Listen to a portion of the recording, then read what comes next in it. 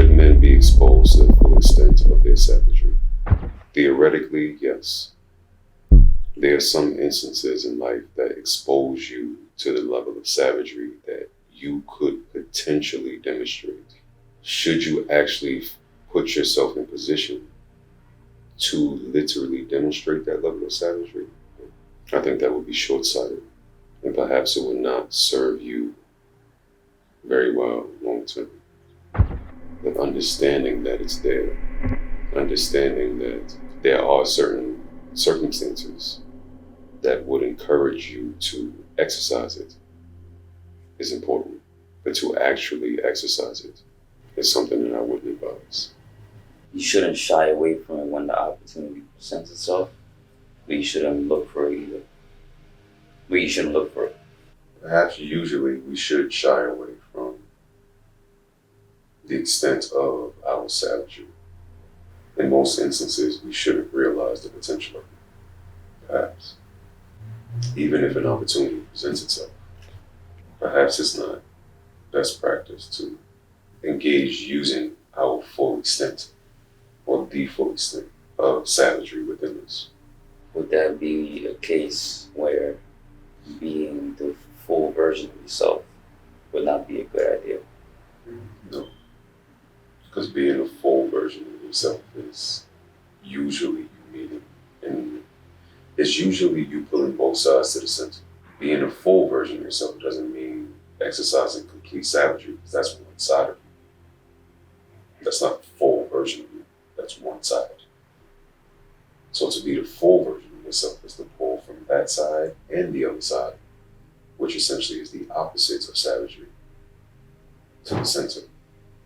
That's being the full version of yourself, which is why you shouldn't, perhaps you shouldn't, lean completely to the side of savage, because it may be exciting to acknowledge the full potential of your savagery. But to acknowledge the full potential of your savagery is not acknowledging the full potential of yourself holistically. It's only the savage part of you. If in every aspect of life you pull from the two extremes and you bring them and you meet in the middle, and that's what you call a balance, then you're always at a 0 point. Okay, probably. Which kind of means you're not anything. No, it doesn't. It means you're even spirited. So it means the energy is balanced. Oftentimes in life, if we're looking at it from a scientific or mathematical perspective, that's the only time that anything makes sense. We can look at it in chemistry. In chemistry, you balance the equation. What's on this side has to be on this side in order for it to work. In basic chemistry, in algebra, solving for x, it's the same concept working in the background. What's on this side has to equal what's on this side. Because you know that you can solve for x. If what was on this side didn't equal what was on this side, you couldn't solve for x. Let's say there's like a personality trait, and then you have one person that's like here, and one person that's here, on the two extremes, and they meet in the middle. Then you have one who's like here the extremes and here the extremes. When they meet in the middle, then they both really the same. No. Because you're still you. So are you talking about two separate people? Or are you talking about, okay. So what makes person A is different from what makes person B. So person A being the full version of themselves, meaning pulling from both sides to the middle, and person B pulling from both sides to the middle, is what actually allows both of those people to be their individual selves. It highlights the distinction between them because it exposes the full range of who they are in one moment. Otherwise, you'll be exposing a portion of yourself in each moment. We have a full range. We're not pulling both sides to the middle. And we have 0 to 100, 0 being complete savagery, 100 being complete love, for example. And on Mondays, I'm a 0, on Sundays I'm 100, then I'm never really a full version of myself. Depending on when you catch me throughout the week, I can be at an extreme on one side as opposed to the other side. But if you're being completely yourself at all times, then you're going to be at 50% because you're going to meet in the middle. So there's some situations that call for savagery. You'll respond with savagery, but not the full extent, right? You don't want to murder someone because they stepped on your shoe. The reason you don't do that is because you're pulling from the other side of you. That helps you to be more rational. At the same time, perhaps you don't want to be gullible either. So you don't want to be in a position where, or allow yourself to be in a position where you don't meet any strangers. Meaning everyone you meet, you treat them with the same level of respect, gratitude, love, compassion, empathy, etc. that you may treat your mother with. So that's pulling from the other side, the savage side that says, we don't do that. This is why you meet in the middle. Because you're pulling from both sides. And because you're pulling from both sides, it allows you to experience a portion of the full range of your being all at once. I'm still trying to see how two people being balanced, while that doesn't mean that they're, let's say the range is from 0 to 100, and we all operate 50. But how are we the same? Jack is still Jack, Jill is still Jill. Jill is not going to be Jack because they both operate at 50, because they don't have the same personality traits. So that's what I mean. It's like, let's say, because being savage is a personality trait. Being loving is a personality trait. Having the capacity for savagery is a human trait. Having the capacity for love is a human trait.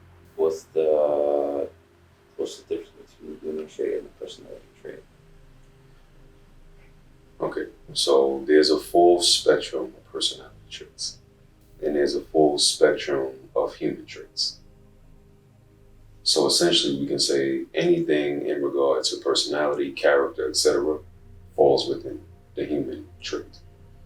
Right? So from that perspective, nothing's different. Right? It's all the personality traits, all encompassing is what humans have the option of being, essentially. Or humans have the option of utilizing to express themselves in this human realm. The personality traits pretty much allow you to create a personal reality within the human realm. That does not mean that we all share the same ones in the same capacity. A person being 50% as themselves, one person, a person A, and person B being 50% of themselves, it's not the same person. If I have 50% of an apple, that's not 50% of an orange. Just because they're both 50%. An apple is still an apple. An orange is still an orange. So Jack being 50% of Jack doesn't mean that now he somehow becomes the same person as Jill. Jill is an apple. Jack is an orange. They're both fruit though, meaning they're both human. But it doesn't mean that they're the same. I understand that there are different people, but we all share the same personality traits. We all pull from the same spectrum of personality traits. We don't share the same personality traits exactly. Right, we pull from the same spectrum. So that's kind of confusing to me, because then if we're all on that spectrum, 50%. 50% of the personality traits that you pull from the spectrum. So let's say you have a full spectrum of personality traits, but you only pull from these 15. I pull from these 25. My 50% is different from your 50%. Like that. Okay. Because I was always thinking that you have every personality trait. It's just that it might be 1%. Let's say someone is a very sad, melancholy person, and then someone else is very jolly and happy. That jolly, happy person might have 1% of like sad, melancholy. That's not a personality trait. Okay, so if you have an emotion or feeling that's dominant, that's typically going to impact your behavior and your perspective in a way that allows it to present itself as a personality trait. Having a feeling or an emotion, having the capacity for that, doesn't make that a personality trait. Everyone could be sad, but that doesn't categorize that person as a sad person. So having the capacity to feel is not you having a personality trait. That's not the same. Or then let's say someone's like very assertive and then someone else is very agreeing. Now if they come together both to 50%. But it's not 50% of assertiveness. It's 50% of the spectrum of personality traits that make you who you are. Yeah, I don't follow that. What does that mean? Okay. I think you're looking at it too literally. So you have 50% of assertiveness, but that's one personality trait. You have a bunch of different personality traits, right? On both sides of, throughout the entire spectrum, you have a bunch of different personality traits, some of which may be considered positive, some of which may be considered negative. You pulling them both to the center means that you meet in the middle. That doesn't mean that each one of those personality traits are now 50%. And I think that's how you're thinking about it. And the spectrum of assertiveness, if I'm pulling to the middle, that means my assertiveness is going to be 50%, my kindness is going to be 50%, everything is going to be 50%. That's not the case, right? The blend of it all is 50%. The blend of it all is you meet in the middle. It's not each individual. This personality trait may be 100%. This personality trait may be 10%. This personality trait may be 90%. This personality trait may be 70%.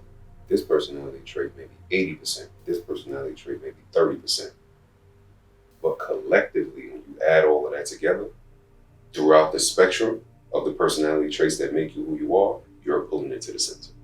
So it's not each personality trait being 50%. It's like putting a puzzle together. If you put a puzzle together, each piece doesn't have 50% of the picture. Some piece may have 10% of the land, and then 90% of this piece is water. But another piece may have just land. But when you put the picture together, everything meets in the middle. It's a full picture. It's not half the picture. Half the picture would be half of who you are, maybe all of the savage side, but none of the pleasant side.